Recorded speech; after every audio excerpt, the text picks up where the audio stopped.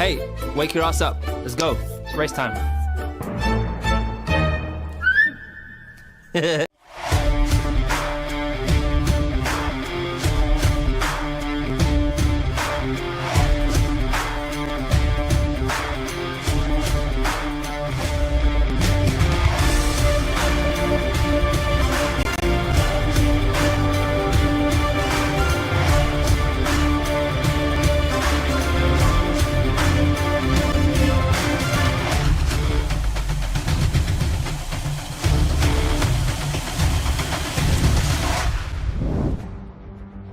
And welcome everybody to Monaco, the jewel in the crown of the Riviera, as I like to fondly remember it as. Oh, I've lost a lot of money here, people. You wouldn't believe it. Yeah, ciao. Yes, molto grazie tutti wrong. And here we are, Monaco. It's a beautiful port city. And also lots of yachts, thousands and millions of dollars worth of yachts. A beautiful, beautiful city, very small principality, one of the smallest in Europe, of course. And also, I'm not allowed to go there, apparently. I doubt that. I've lost so much money in Monaco, they have me back anytime I ask. That's how much money I've lost in Monaco. Nonetheless, and that's the hotel I stayed at. And there's my boat. Oh, wow, fantastic. Okay, so here we are, Monaco Grand Prix. It was an interesting race. If the pictures looked like this, we would have had an even more interesting race. Unfortunately, the music got really loud and dramatic. And there we go. Okay, so unfortunately, the race was... Oh, and I'll say hello to fuck you, Fabio. Yeah, fuck. Yeah. Hi. Hello, welcome. Okay. At least we got a smile at the beginning, because we might not by the end, because it was disastrous. But anyway, it was Monaco. Fantastic qualifying. Perez had a crash and stopped everybody else getting faster times at the end, which left Leclerc in pole position. A fantastic 1:11 lap. I have to say, very unexpected and came out of nowhere, but nonetheless a great lap. And then also and Sainz in second place with the Red Bulls third, fourth. So it was magnificent. Nonetheless, we then got on to race day. The weather was expected to come in. I believe there was an 80% chance of rain. And the rain did in fact come in just before the beginning of the race. Normally not a problem. And normally not a problem for F1 because, of course, we do have rain tyres. But unfortunately, we don't have rain equipment, as in electronics and as in starting electronics, because the electronics of the main straight lights went down, and they couldn't start the race. So we had to start it under a race car, a safety car, and we had a rolling start, which would have been great. Unfortunately, it wasn't. Sainz got away to a great start. Leclerc got away to a great start. Sainz got away to a great start, and everybody thought, "Hello, this is finally the year." The homeboy, Monaco, the homeboy of Monaco. Incidentally, Monaco. I will just say this: Monaco, it has been said, is like driving around your bedroom on a bike, trying to impregnate your wife. And in fact, it is exactly like that. I don't know if anybody driving a Formula One car around Monaco is exactly like that. And unfortunately, we did have a couple of premature ejaculations from the race. And unfortunately, which is familiar to some of us, unfortunately, some of us did manage to crash the bike in the bedroom. But nonetheless,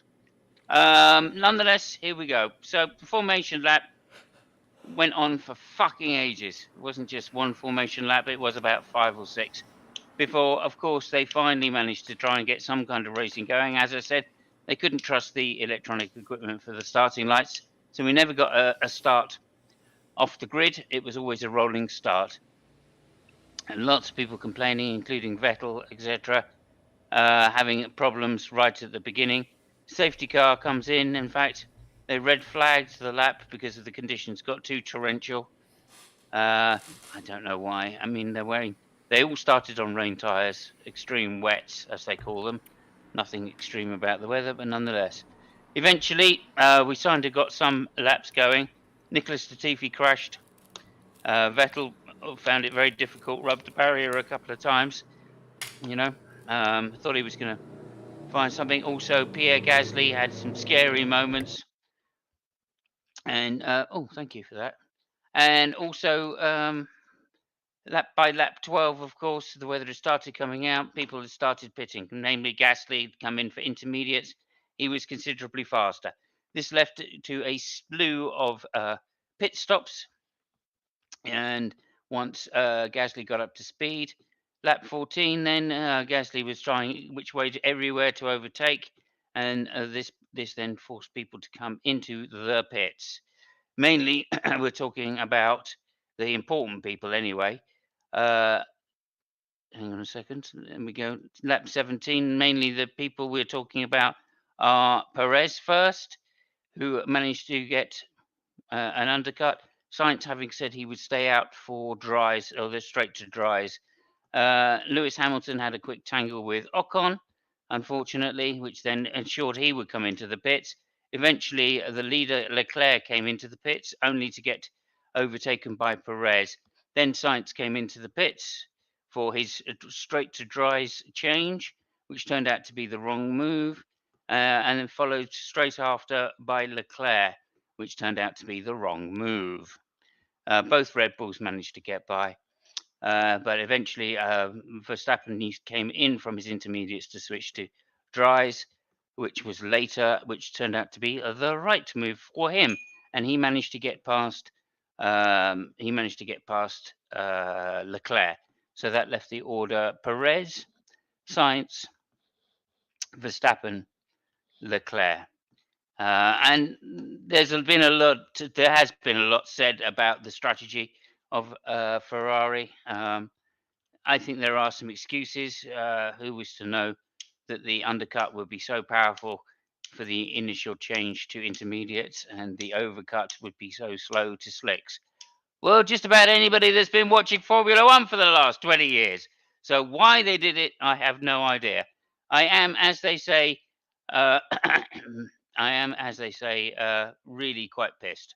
Although I would say it in Italian, but I forgot to look it up beforehand. But there you go. That's basically it. Race went on. Loads of people crashes. Mick Schumacher, they put him out on slicks too early. He crashed. Other than that, it was a 4-car train to the end of the race. Alonso decided to hold everybody up. No idea why. He was really slowed down, but it was the right move for him, as his tyres then managed to get bedded in, and he was able to go to the end on one set, holding just about everybody in his dog up, including Lewis Hamilton. I mean, that's whose dog he held up. And apart from that, I think we are done with the race review. So lap 50, very interesting. Few people going on, like Bottas had a disastrous race. A fantastic save by Zhao Zhao. Yeah, fantastic coming out of the tunnel. Absolutely amazing. Again, other than that, it was the 4 cars to the end, no overtaking. It's Monaco. What the fuck do you expect? And that is my Samos race review for 2022. The Monaco Grand Prix, the jewel of the Riviera. And like riding a bike, no one managed except Perez to get their missus pregnant. And thank you so much. Over to you, Fabio. How did you find the race? And did you manage to stay awake? And how disappointed are you? Oh, fuck, yeah. Well, the results, I did say what the results were. Yeah, let's have the results, because otherwise Peter feels like he hasn't done anything. Okay, first was Sergio Perez, who basically got the undercut on the intermediates and won the race. Carlos Sainz, second. He went straight to slicks and managed to make the overcut work to a degree over his teammate, who unfortunately lost out when changing to slicks because he was held up in the pits. Third was Max Verstappen, again taking advantage of an undercut onto intermediates to pass Charles Leclerc, who was the unlucky party, who had just the wrong strategy on the day. Fifth, a great result for somebody like George Russell, for instance, who just brought his car home in fifth place. A great result for him. He stayed out of trouble all right, made the right decisions each time. Lando Norris, likewise, great result for Lando. Managed to stay out of trouble and also managed to get the undercut onto intermediates at the right time. Seventh, we're going to rack through these quite quickly. Alonso holding everybody up, but doing a great job nonetheless. I bet he's pleased with seventh. Lewis Hamilton, eighth. Again, an incredible result considering, but disappointing as he had ran into Ocon. Ninth, a little faster if you may. Ninth, Bottas, considering his position, he did very well. Sebastian Vettel bringing it home in 10th, mainly because of a 5-second penalty by number 11. Pierre Gasly and Ocon in 12th, who made the 5 seconds. So Gasly also moved forward. Ocon getting penalised 5 seconds. Hello, Faith. Getting penalised 5 seconds for that contact with Lewis Hamilton. 13th is Daniel Ricciardo, disappointing, and we will talk about Daniel Ricciardo a little later. Lance Stroll, a good result considering where they've been recently. 15th is Latifi, again, 1 lap down, but it's still a good result. Zhang Zhu, after that incredible save, showing his great dexterity, unfortunately not really getting the most out of his package. 17th would be Yuki Tsunoda, very disappointing considering. 18th for Alex Albon, he had a crash from the first lap and did not finish. 19th would be Mick Schumacher, did not finish, crashed in the swimming pool. And Kevin Magnussen also out really early in the race. Can't remember his problem. I think he crashed as well into a barrier. Nonetheless, there we go. That is the results for the Formula 1 2022 Monaco Grand Prix. And thank you very much for turning up, Faith. Okay, over to you, Fabio. How did you find the race? Thank God it's over. I mean, we dealt with Monte Carlo for one more year, and the only good thing is that we got to wait another year for Monte Carlo because it's a bummer of a race. Yeah, It's mostly it's mostly decided in the qualifying unless you fuck everything up, which they did. I was able to stay awake mostly because I want to see if they managed to end in time. Actually, they didn't make all these 77 laps because they had the time limit.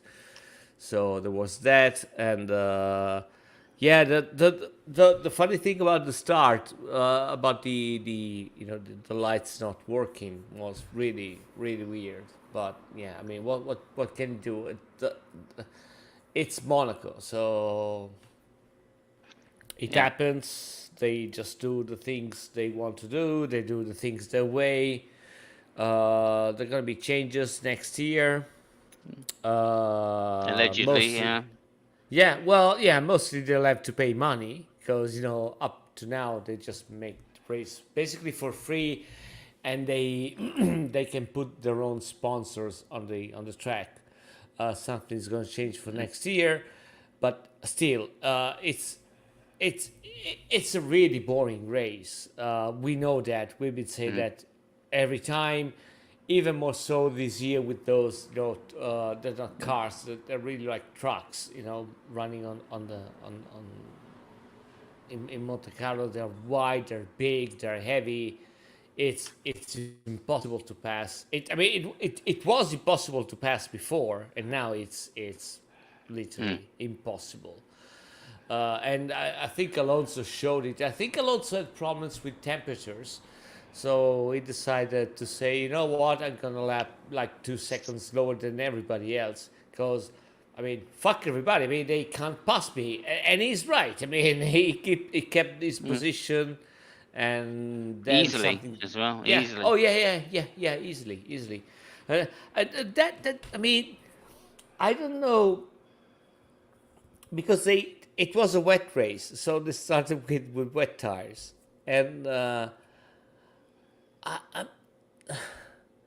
don't know if it would have been possible for somebody to make the whole race with wet tires, and never change the tires. If it was possible for somebody to actually overtake them, Yeah, that good point. might have been something. I don't know. I have no idea. Ferrari just fucked the strategy like there was no tomorrow. Red Bull called Perez for the intermediate, so they decided to do the sensible thing. They called Sainz in, but he said no, and he said no twice because he wanted to switch directly to to our tires, to slick tires. So they lost all the time.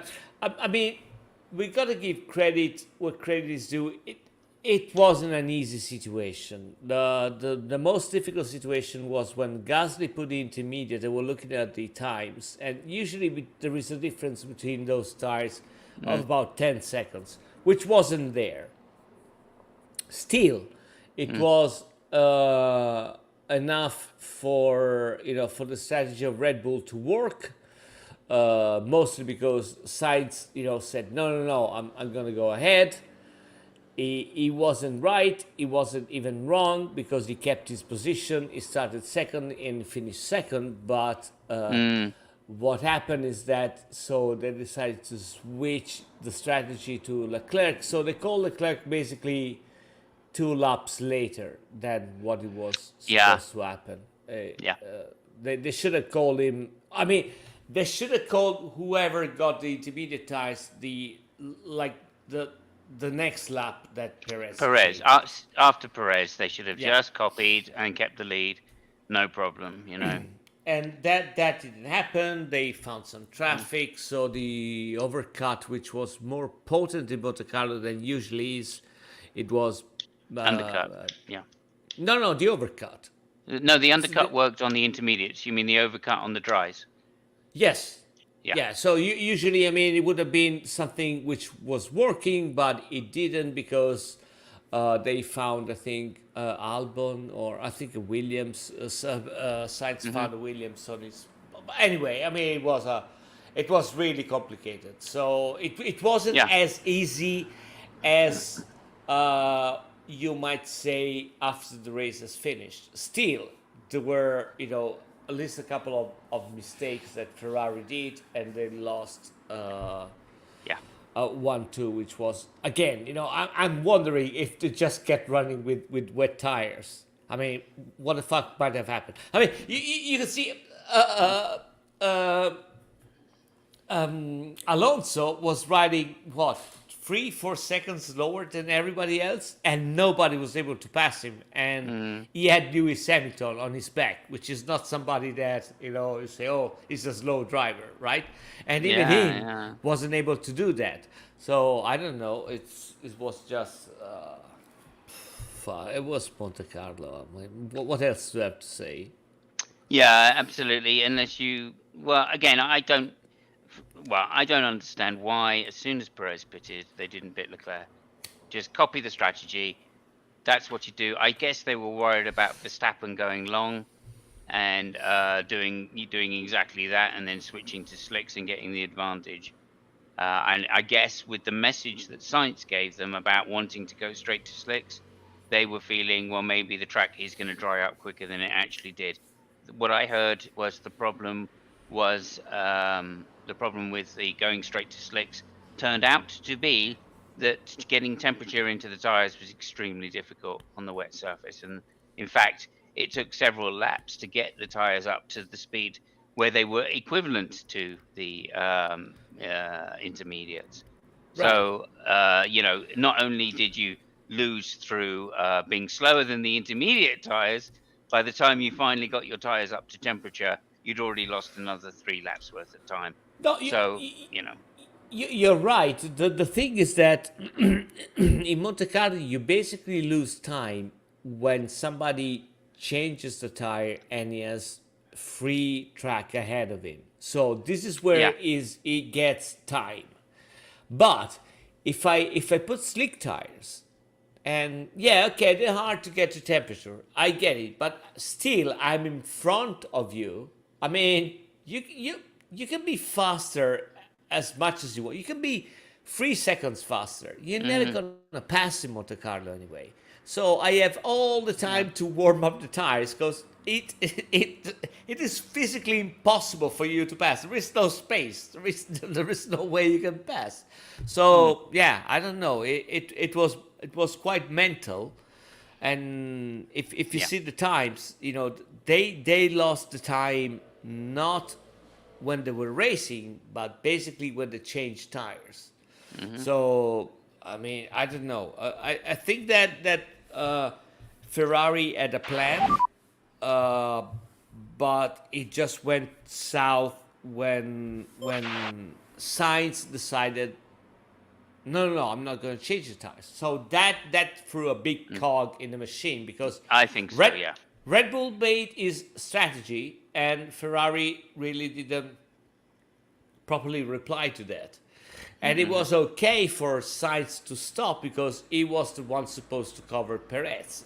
They were behind. But then everything went just, it just went south from there. So, yeah. Yeah, again, no idea. In hindsight, yeah, they must be kicking themselves, especially Leclerc. He must be so disappointed. So, what can I say? There's been a question. Leclerc was livid. I mean, when they stopped the race for the Schumacher thing, they red flagged the race. I think it was Schumacher. He just got out of the car and he just went upstairs to have a conversation with the guy on the pit box because it was really livid. And yeah. I mean, it just gives credit to the guy that he managed to drive and get fourth, but again, I mean, minimum. It's Monte Carlo, so even if you don't want to get fourth, you're fourth. You're gonna stay fourth. Again. Exactly. I mean, the fact that it was a train as well showed me anyway that Ferrari still had the advantage, and the fact that Leclerc was pulling away at the beginning seems to say to me he could have pulled away a bigger gap. Oh, absolutely. And that maybe meant he was playing it safe because he thought he had it in the bag early on. Maybe there's a slight not error, but a slight overcompensation on Leclerc's part. Well, the thing is that Leclerc did something in Monte Carlo which he didn't need to do. I think that the pace that he had at the beginning was just to show everybody that he was the best.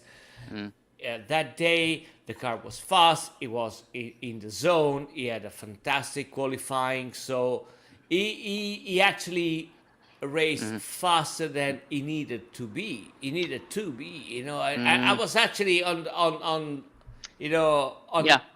TV, and I was saying to the guy, okay, go slower. Right, go slow because there is no need to go fast in Monte Carlo, especially if it rains. I mean, unless your car breaks down, and even if it breaks down, you remember Ricciardo won a race without the hybrid part working, and nobody was able to pass him. Yeah. So that happened. And then they just. I mean, this has been the history.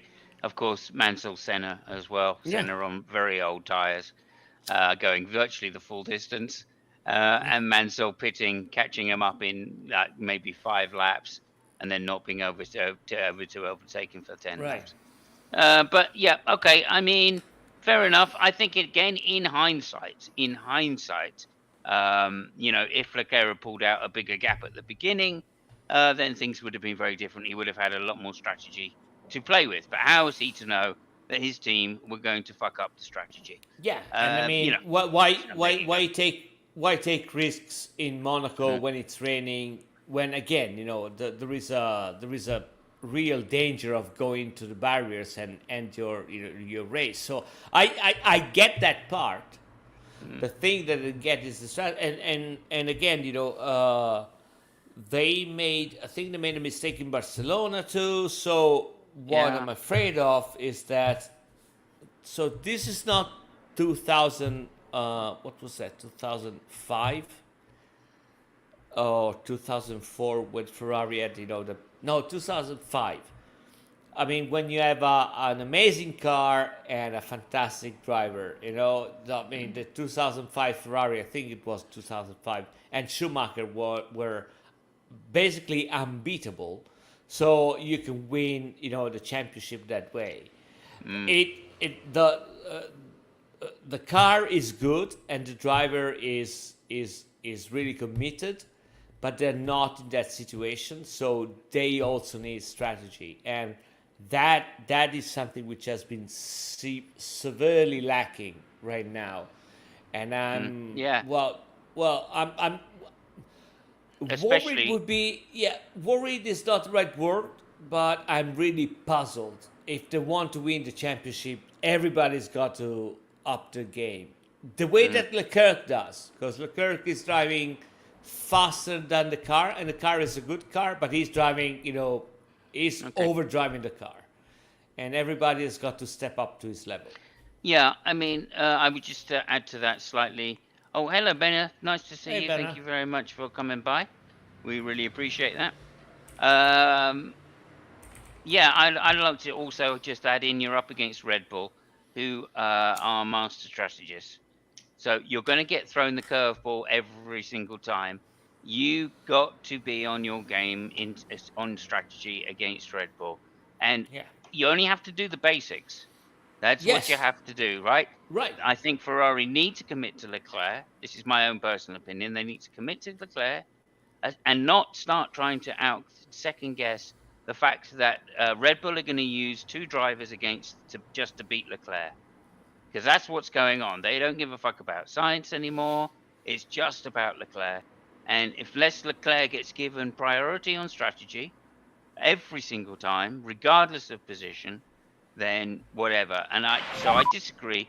When Perez pitted, okay, that was it. They should have pitted Leclerc straight away, regardless of the situation. Why? Because they could have got Sainz to hold up Verstappen. That's why, right? Because they could have split the strategy straight away and had Sainz go long, which they were going to do anyway. Sainz wanted to do that. So if it turned out that Verstappen was splitting strategy, they had a cover. If it turns out that he didn't have it, Verstappen wasn't going long, okay, then Leclerc rightly could have just got in the pits and got out ahead of Perez and still won the race, no problem, and Verstappen couldn't have done anything about it. I do appreciate that he was held up on his outlap, and that's kind of changed the situation. But what really killed him was having to pit for slicks on the same lap as Sainz. Oh yeah. But And that's unacceptable. Was that's but unacceptable. no, I agree with you. But that was the downfall of of all the pieces not fitting together anymore. Yeah. Yeah. And I get you. You're right. I mean, they should have pitted Leclerc. I still give them a little bit of leeway in that, even if I agree with you. But my reasoning is that what I said before the beginning is that at that time, the intermediates were not performing as fast as they should have been. That there is usually a 10 seconds difference, and Gasly wasn't at the 10 seconds. So, okay. they might, and again, I'm not disagreeing with you, right? So let's make it really clear. But I still understand. I would have still understood why. Okay, we put Sainz instead of Leclerc because, intermediate are faster, but not really that faster. So. Right. Yeah, we just take one guy to cover the other one because things are not really working the way it's supposed to be. That's the only reason why. Yeah, no. Now you've said it. Actually, both strategies would have worked. If they'd pitted a Ferrari straight after Perez, they still would have had the upper hand either way. So yeah, okay, fair enough. I think we've got to the bottom of the strategy call issue, which is they just didn't react quick enough. It's like a committee instead of a decision. Yeah. Well, the thing which is worrying is that they kind of reacted in a good timing. It was just that Sainz said no, Yeah. and he said no twice. So that is the thing which is really, I think they have to really talk about. You know? Because it's true that Sainz didn't lose any position. It is true. But on the other end, they got to have a big conversation with Sainz and say, listen, man, you started second, you got second, so on paper you did not lose any points, right? Yeah. But as a team, we lost a shitload of points. So your race has not been damaged, but the team has been damaged, and that cannot work. It's just something that we have to sort it out, real quick. I mean, I think they still would have lost the position to Perez, though. Perez came out a lot ahead, so again, maybe. I still think there's an issue going on there, which is not actually accounted for. But I take your point. It's not just the double stop that really screwed them. It's also the fact that Leclerc then did not stay on that same strategy, because he would have been in first and he would have been in second place, at least. But again, I don't know, man. You cover your opponents. That's the first rule at Monaco. Yes. You've got the lead. You cover your opponents. Right, I don't especially if understand you're why ahead. They didn't do that. Especially exactly, if you're ahead, exactly. because they are gambling, and you just cover the gamble. That's all you have to do. So Yeah. So anyway, there you go. And again, if Sainz had said yes, he would have won the race. Yes. As it turns out. Right? So, yeah. So it's a loss. They still lost because he said no. Anyway, again, whether we could, second judge the fact that the slick tyres took so long to come up to temperature or not, I don't know whether that was the reason. Normally on an outlap, especially in previous times, where they've had, the tyres come out at 100 degrees out of the blankets instead of 80, potentially, and they've also put slicks on instead of hard. They've put softs on instead of hard as well in previous times this has happened. Maybe there's more mistakes there, but I don't know. Maybe, just maybe, if Ross Brown and Jean Todt were at the pit, Sainz would have never said no. I don't know. Maybe. Yeah. Okay, I can see where you're pointing there. Yeah. Fair enough. Okay, so I'd like to bring in Peter. Obviously, we've spent the entire year's budget on sending him to Monaco. Yeah. So obviously, you've got one of the better hotels in Monaco because it costs us so much. Peter, could you just tell us about where you are, what your conditions are like? There we go. Like I said, I am a genius when it comes to this stuff. Well, I can tell you that. It is a little bit more nuanced than you say it is, because we're in Monaco. If you're in the slums, you will still have a better hotel than you have anywhere in Britain. So, I mean, it just comes with the job. And first of all, I'd like to apologize to our dear viewers. Because, as everyone knows, Monaco is a very, very poor country. They have no taxes whatsoever. And according to the financial genius, Donald Trump, that means that you as a country have no money for infrastructure. So what happens on a serious moment like this, when the Formula One is in town, the power breaks down. And you have no money to repair it. So it not only cost us the race, but we also couldn't broadcast last night because I had no power. I mean, it was out again. It's just horrific.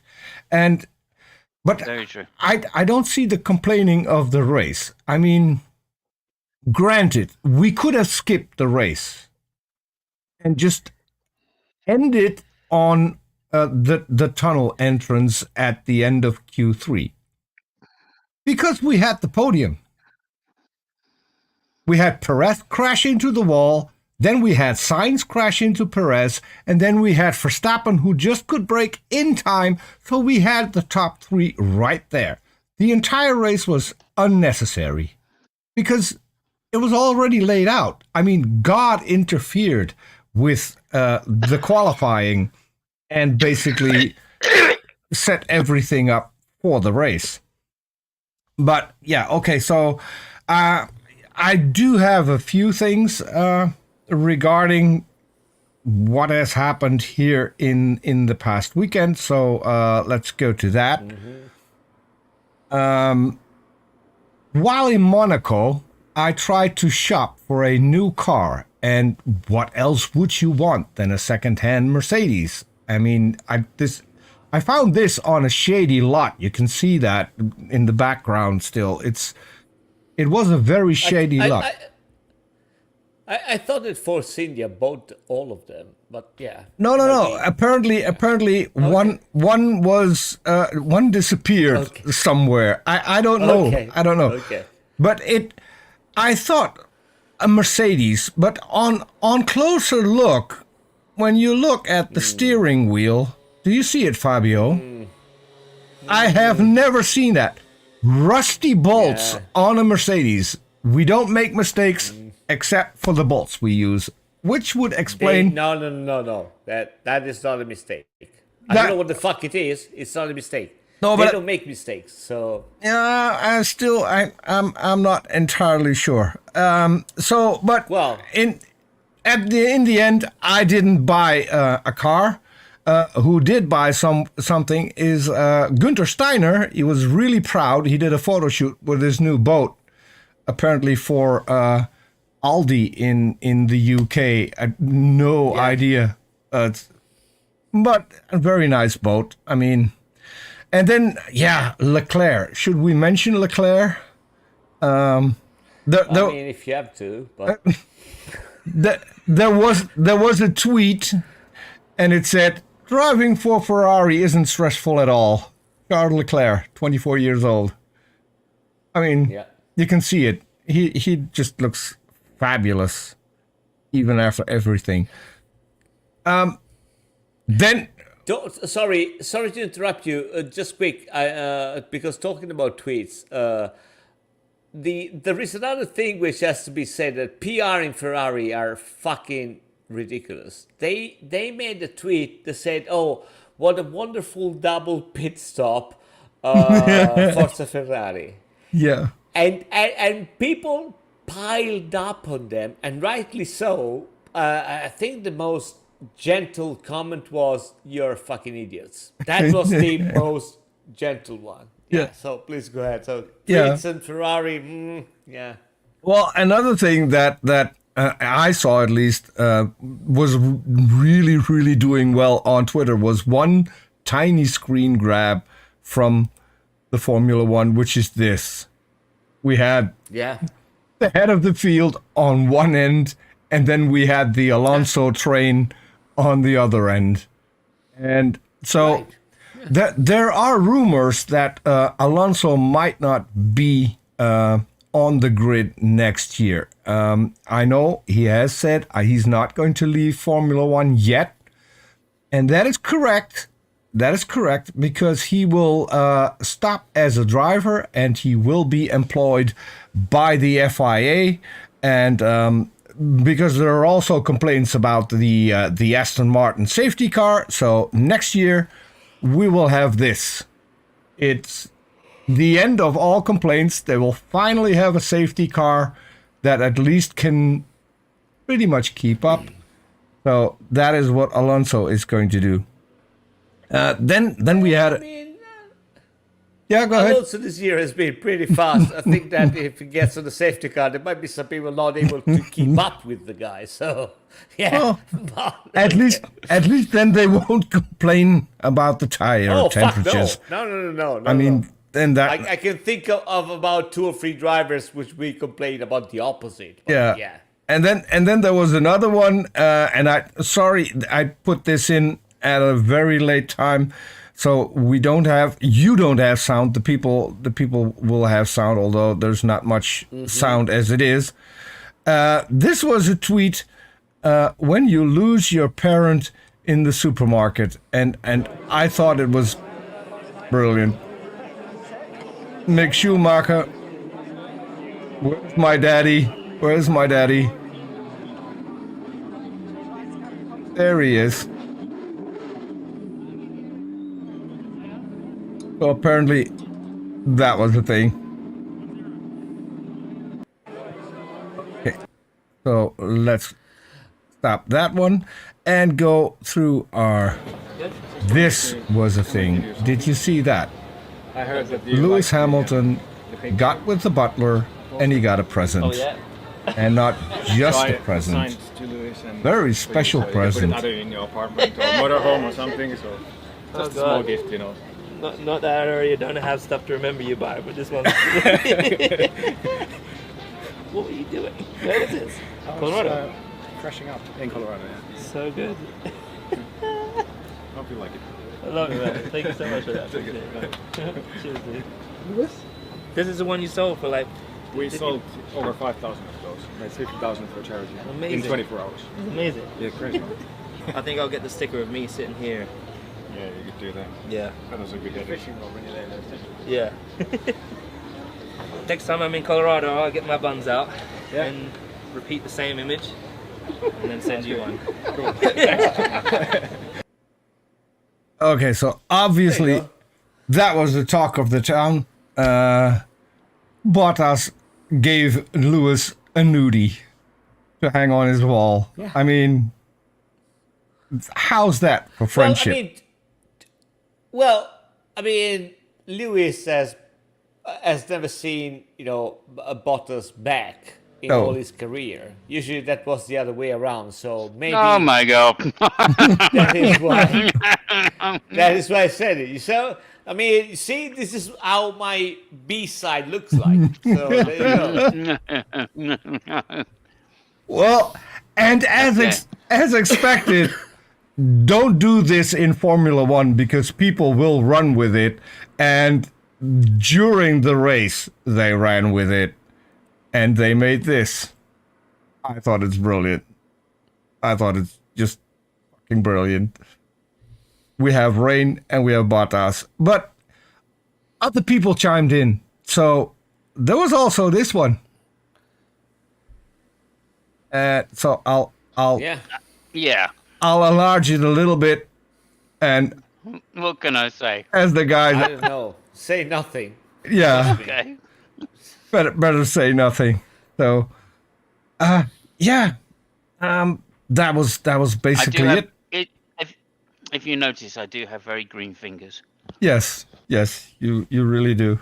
You really do. Especially Your nipples also are not symmetrical, so there is that too. okay. Before we get a strike, let's move on to other things. So, yeah, that was my experience of the race. There was a very nice thing you showed the Mick Schumacher and Sebastian Vettel thing. There was another really nice thing at the end of the race.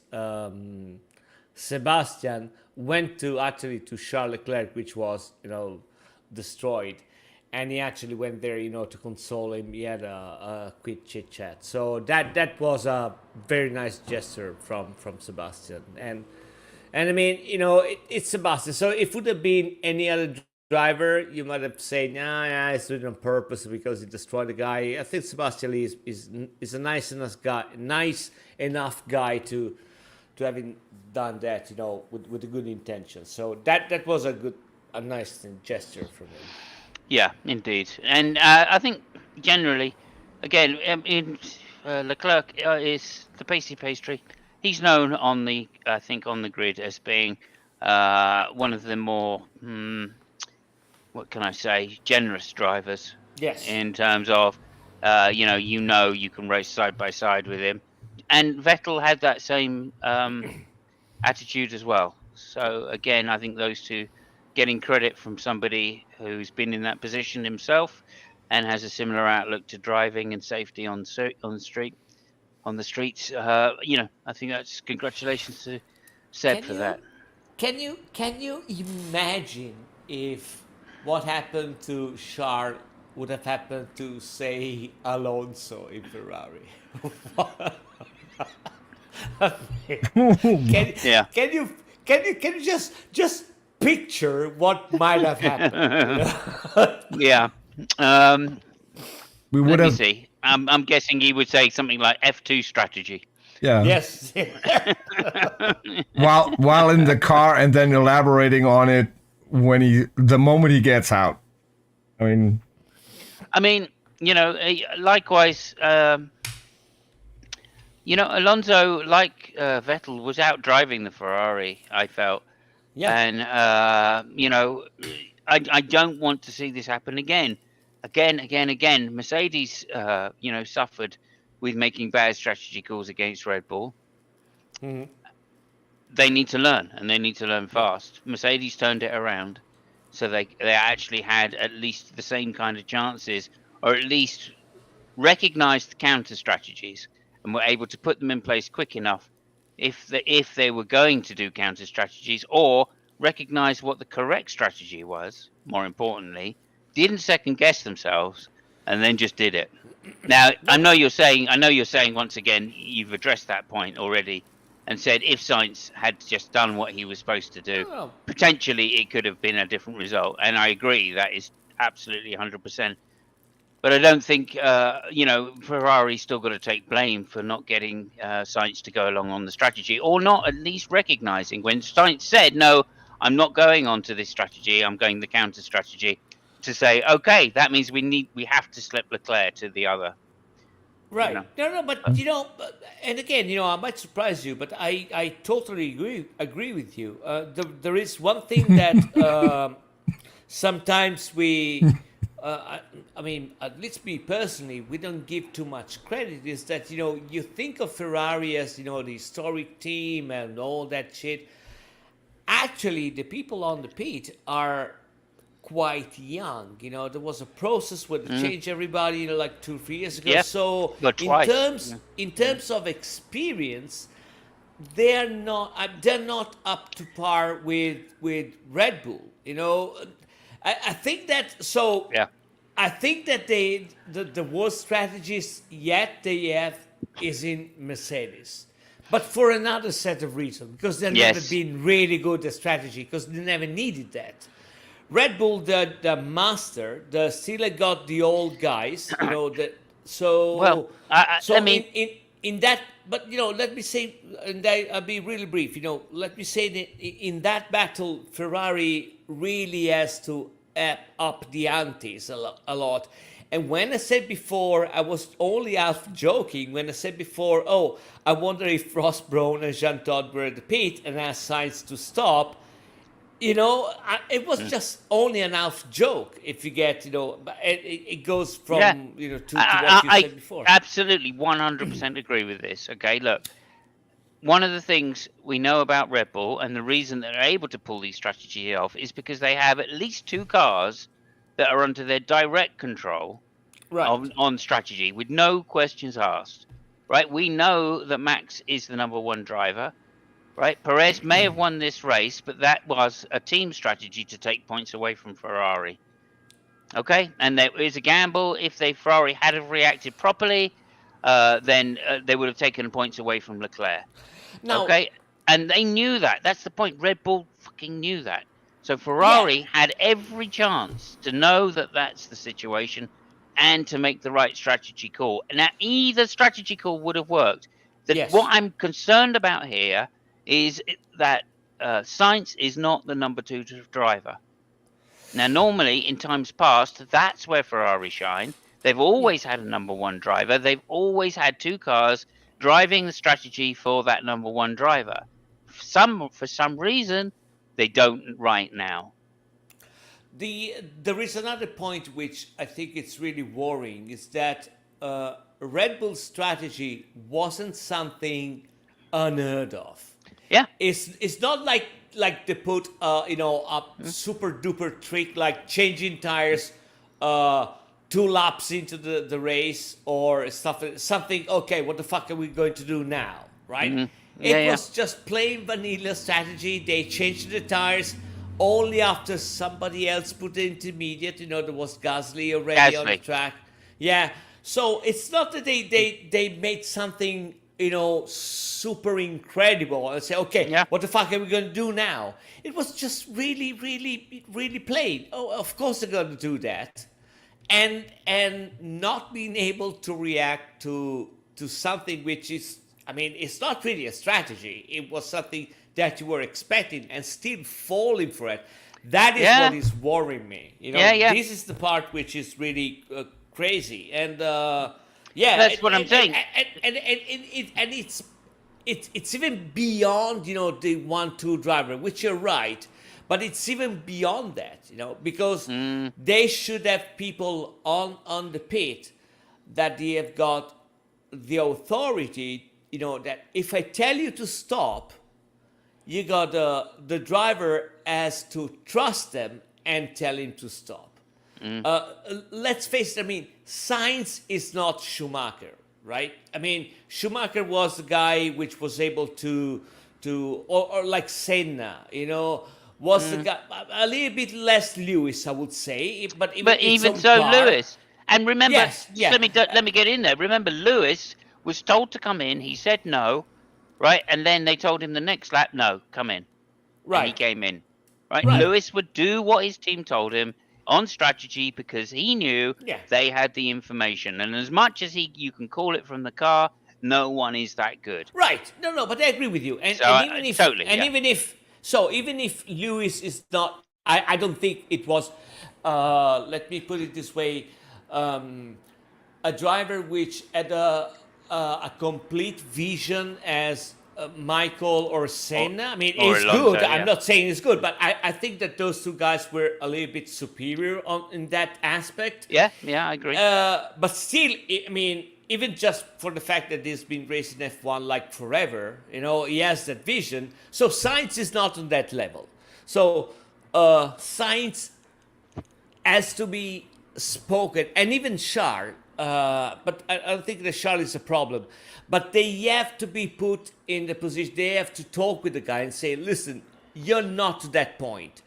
If I tell you to do something, you got to trust me because I can see things better than you do."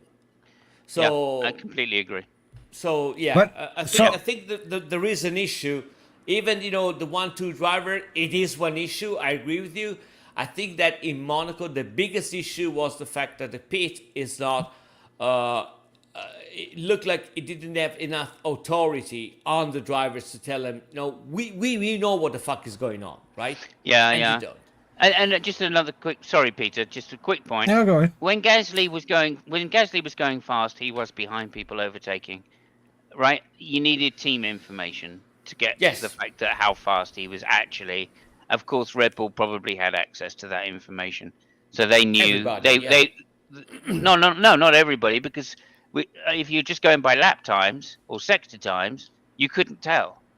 You knew he was catching the car in front, but you couldn't tell his outright lap speed. You couldn't tell what his maximum speed was and whether it was time to go to inters or not, unless you had direct feedback from Gasly saying, yeah, I can go a lot faster, I'm just being held up, or Okay, yeah. data about tire temperature, more importantly, and that data could have been fed through to Red Okay, Bull no, I see your point. No, you're right. and not Yeah. Ferrari. So there's a slight excuse there. Sorry, Peter, go ahead. Yeah, well, I had a question. So, in my opinion, if we look back to the last couple of years, there have been so many changes within Ferrari.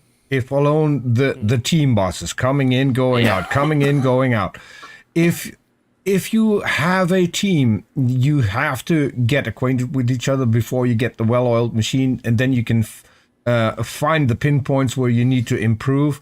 If you look at Red Bull, which has a team structure that has been the same for years. If you look at Mercedes, a little later, but still a similar team structure, even though Niki Lauda, you could see that things changed when Niki Lauda was no longer there. But Ferrari, with all these changes, isn't that detrimental to a Formula One team if you have so many changes in such a short amount of time? No, I think there are two aspects on that. I think that from the structure point of view, as a team, Ferrari is really strong, exactly because of what you said. It's all new people. They coming, like from 2 3 years ago, but it's the same package, and they were able to rally around themselves. And the thing that showed mostly last year, where they were saying we are not here to win races, we're just here to win, to prepare for next championship. There was no drama, no people, no crying, they were working towards a goal. So I think as a team, they're really strong. And you mean as a team, as a group of people, they're really tight. My problem is that they don't have 2 or 3 persons which have enough authority to tell the drivers, this is how we do things, and this is how we do not do things. But isn't that a result of having people shuffled around? So within the team, they can't build that kind of authority, and that is still shining through right now. I'm just. If you do a similar thing in a company, if you have a boss who runs a company, he will know exactly where the weak points are and point that out and have his people there to delegate it and to solve those problems. If you have a new boss coming in every single time, the new boss has to learn the job that he's supposed to do. He has to learn how to look for the weaknesses. No, I think it's. I'm sorry to interrupt you, and then let's. No, go ahead. I think go it's ahead. a little bit.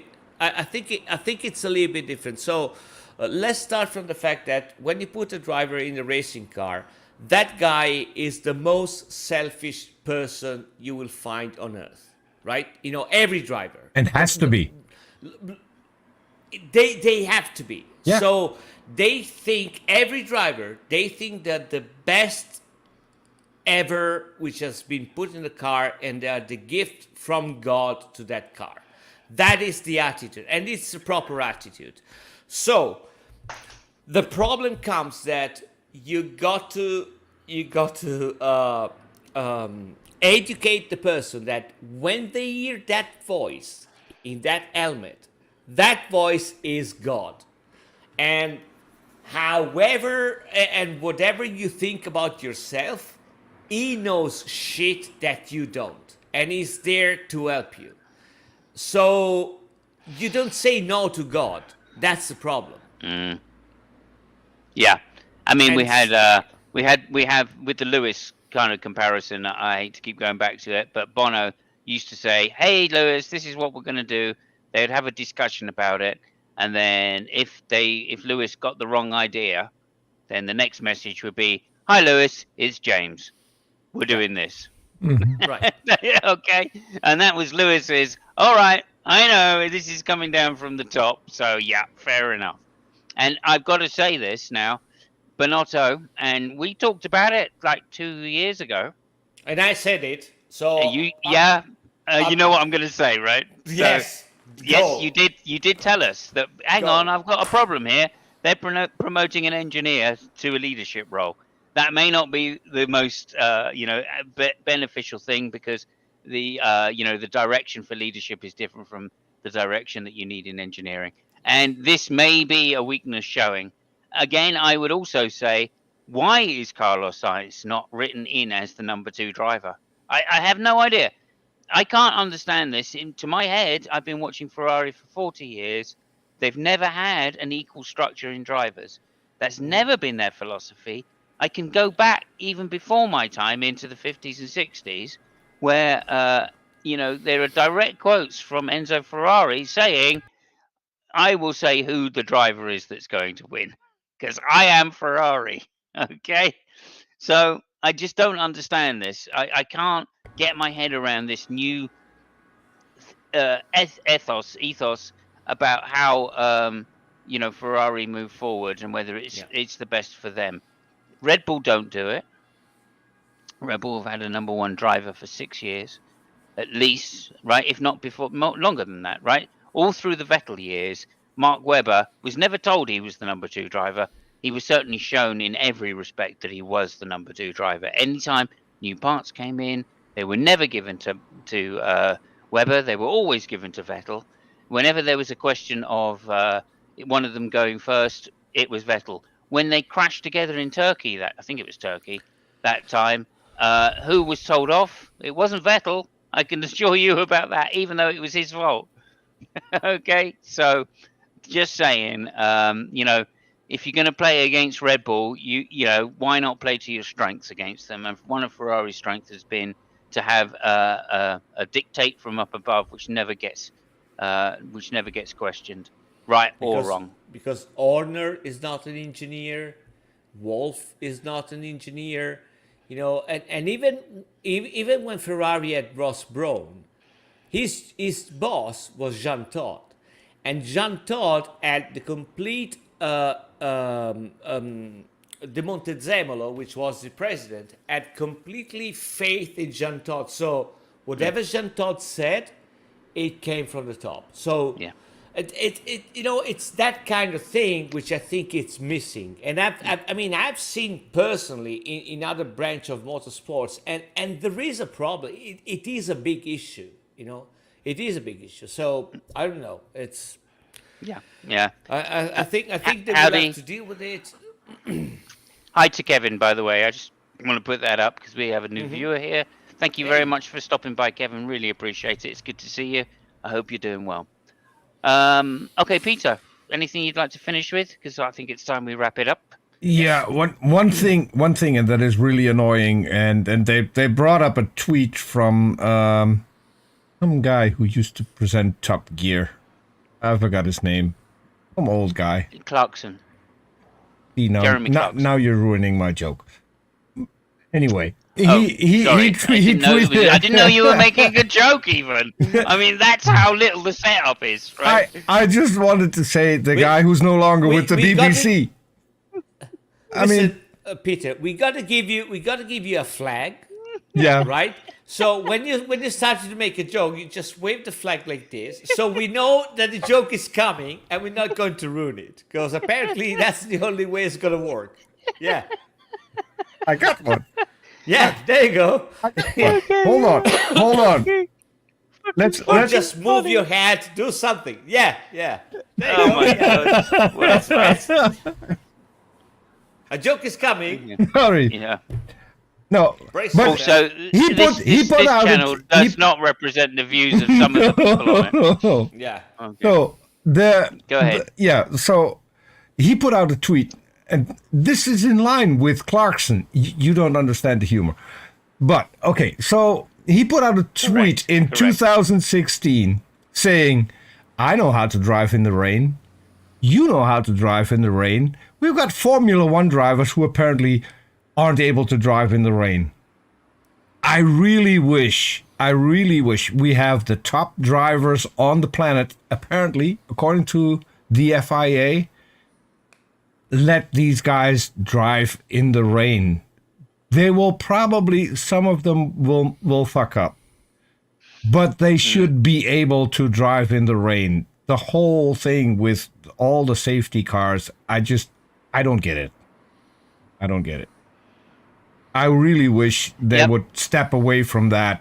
Have standing starts, okay. Going to ruin some people's budget cap, but that's racing, isn't it?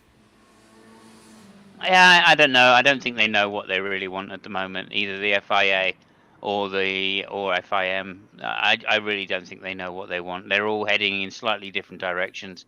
And, before we had Bernie, the great dictator, who would say, this is what we are doing, and get in line with me, otherwise there'd be trouble. And we don't have that. Now, I think the Liberty Media are more interested in the bottom line and the profit, which never really interested Bernie that much. He'd already made his billions by that point, and he was more interested in who he was meeting at the weekend than actually how much money the weekend was making him. But nonetheless, he was a second-hand car salesman. So what can you say? Yeah. The ahead, funny Fabio. thing is that we're talking about Bernie as a dictator, and it was actually a big step forward compared to Jean-Marie Balès, which was before Oh him. my So, God. yeah, right? Oh my God. Oh, he used to change. He literally would walk Yeah. from garage to garage, changing his mind. So by the Yes. time he got down the end of the pit, he'd probably Yes. changed his mind 5 times. You had to follow him, you know? Absolutely. Yeah. Oh my God, that's so funny. Oh my Yeah. God. Another thing, Okay, I think that- another thing Yeah, that's go ahead. funny is that you mentioned the great dictator. Hello, Wild. Should we mention that he got arrested for having a gun on his own plane? Oh And- yeah, and- there you and go. We he- definitely should. Yeah. And he didn't know who put it in his luggage. Of course not. Of course not. I mean, Yeah. fair enough though. He's coming from South America, so there you go. Right. But there you go. I'm trying to put up this message, but it's not happening. Is it not happening? Why is this message not coming up? Why is this message not coming up? I don't Anyway, know. hello, Wild Eden. Thank you for being here. We really appreciate it. I'm sorry your message is not coming up. So, next race. This is weird. When is it? Canada, 2 weeks' time, I believe it is, but I'm not certain. I'm going to go Is and it? check it right this second. Is it? Is it? Monaco. I think it was Baku. Oh, Baku. Yes, you're right. Azerbaijan. Of course it is Baku. Yeah. Yeah. Another great street circuit. Yeah, Oh, it's my just God. that you removed, that race completely. Oh, fucking hell. I mean, yeah, anyway, look, I'm not going to go there. It should be an interesting race, at least, because we've got a long enough straight for overtaking. Well, if Can you be include worse the than DR. Monaco, so Yes, yeah. yeah, there you go. So, yeah, Baku is the one. Lots of love to you, Wild Eden, by the way. Thank you very much. Don't worry about being late. Just appreciate the click, and the fact you're here makes all the difference. Yeah, So that's and- Monaco. And the weird thing is, I can't pull it up either. So we did have an update in YouTube during the show because that's the only explanation because it worked Okay. at the start of the Yeah, show. it literally worked the message before. So Yeah. So that's kind of weird. But there we are. apologies We will get that sorted out. to Wild and- Eden. Next time, Wild Eden, your message will be first on the screen. So there we are. So that is the Monaco Grand Prix. I've lost a lot of money again. No problem. I enjoy that very much. It's okay. But not as much money as Ferrari will lose if they lose this championship, because they will get hounded for these mistakes looking back at the year if that becomes the case. So all we can hope is that Ferrari stop making these strategical mistakes. Get back to basics, because that's all we're asking for. We're asking for basic strategy calls, which should be within the remit of every single team. And also, I want to see a more determined and structured Ferrari team in making these calls, like the old days. Yeah, I mean, so let me put it this way. I got a big stick, right? And I'm writing all the mistakes on the stick. So depending on how the championship ends, I will either use the stick to go and beat somebody's head, or I will put a big flag on the stick and wave the flag. So a big stick is always useful to have. Yeah, that's what they need for sure. Okay, thank you, Peter. If you could put up the outro. You have anything to say? Yeah, You might want to- we put Wild Eden on screen. I Oh, you managed- did. See, Thank you so much. okay. I learn as I go. I can fix things these days, which I couldn't. Well, that's very impressive. If only you should get employed by Ferrari. Yeah. Okay. Yeah, Thank you okay. so much, everybody. Thank you for coming. Or Thank you. just learn to make jokes. Yeah, but yeah. Yeah. I'm still. I'm not getting paid enough for good jokes. Nah, I'm not getting paid for See? these jokes by the looks of it. Yeah. Okay. All right. Thank you so much, everybody. We really appreciate it. We will see you in 2 weeks' time. And hopefully it will be on a Monday again. And so thank you. Merci to Cheers. Faith. And thank you very much to Kevin. Thank you very much to Wild Even and Berry. Thank you very much indeed, Banner. See you all next time. Take care. Ciao, ciao. Yep.